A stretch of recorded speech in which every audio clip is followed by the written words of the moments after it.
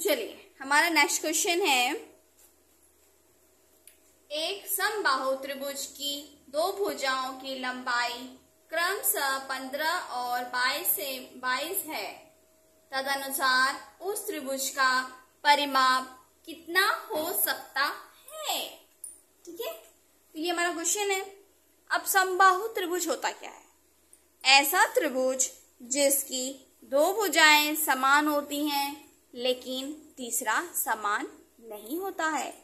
देखिए कुछ इस तरीके से, ये हमारा, चलिए, त्रिभुज की दो भुजाएं समान होती हैं। देखिए ये इसके समान होगी लेकिन ये समान नहीं होगा, मैंने बताया है पहले भी आपको। ठीक है, ये अगर 15 है, मान लीजिए ये जो 15 है, हमने इसे 15 माना, तो ये भी क्या होगा 15 हो जाएगा, और ये हमारा क्या हो जाएगा 22। ठीक, ऐसे त्रिभुज जिसकी दो भुजाएं समान होती हैं लेकिन तीसरा समान नहीं होता है, वो हमारा होता है समबाहु त्रिभुज। अब पूछ रहा है उस समबाहु त्रिभुज का परिमाप। ठीक है, तो कमेंट में मुझे बताइए कि समबाहु त्रिभुज का परिमाप का फॉर्मूला क्या होता है। जल्दी जल्दी आप लोग कमेंट करके मुझे बताइए, तो मैं भी आपको बताती हूँ।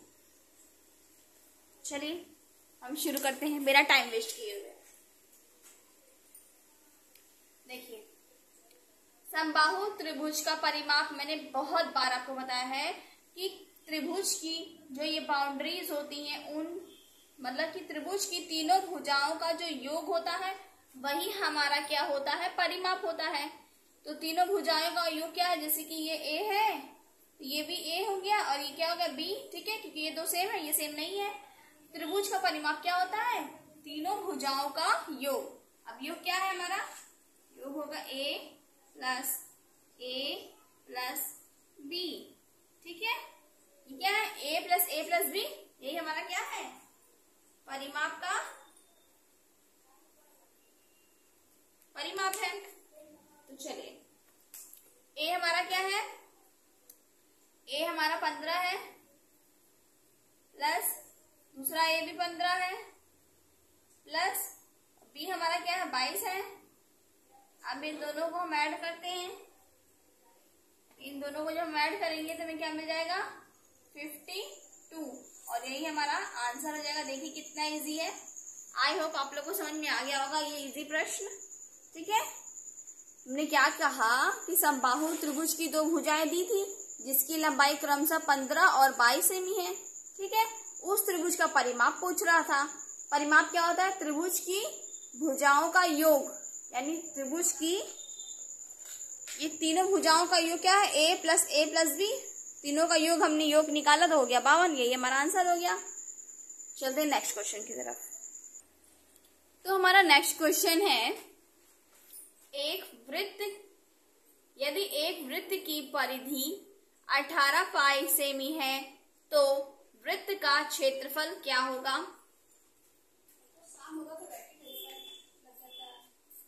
क्या होगा,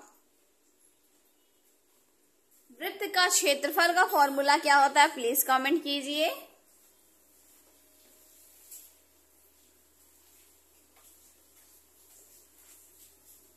देखिए क्वेश्चन कह रहा है, एक वृत्त, केंद्र ऑफ बिंदु, चली गई दूरी, परिधि पर चली गई दूरी, त्रिज्या r। ठीक,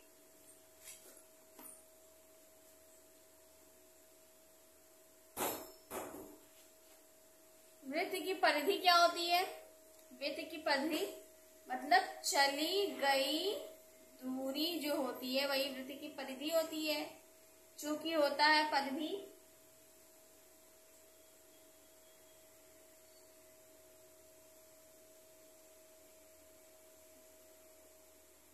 परिधि बराबर 2 पाई r। ठीक, यदि एक वृत्त की परिधि 18 पाई सेमी है तो वृत्त का क्षेत्रफल क्या होगा। तो सबसे पहले तो हमें क्या ज्ञात करना होगा, सबसे पहले हमें त्रिज्या r ज्ञात करनी है। ठीक है, त्रिज्या r, क्योंकि हम जब तक त्रिज्या r नहीं ज्ञात करेंगे तो हम क्षेत्रफल निकाल नहीं सकते हैं। तो सबसे पहले हमें क्या ज्ञात करना होगा, r। तो हम आर को ज्ञात करने के लिए क्या करेंगे, आर बराबर क्या दिया हुआ है, परिधि की कितना दिया, 18 पाई, ठीक है, 18 पाई बटे में 2 पाई, ठीक, 2 पाई क्या होगा,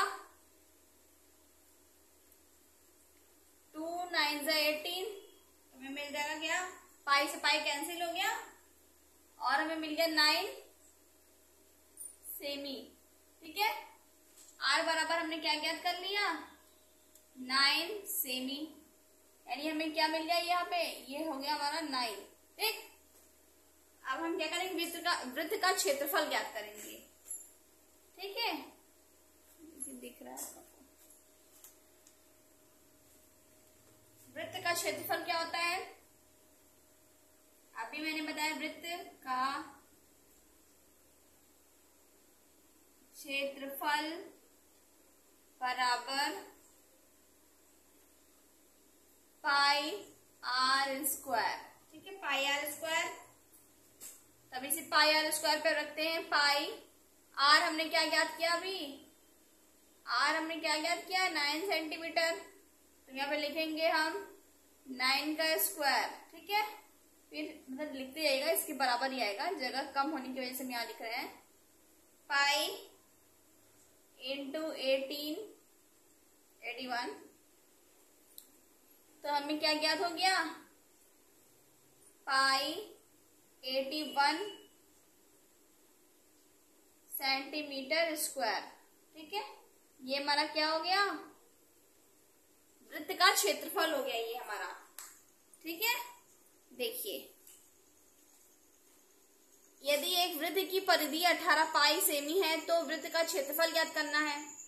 तो सबसे पहले तो हमें क्षेत्रफल ज्ञात करने के लिए, यानी 2 पाई आर क्षेत्रफल ज्ञात करने के लिए हमें पहले आर को ज्ञात करना जरूरी था, आर।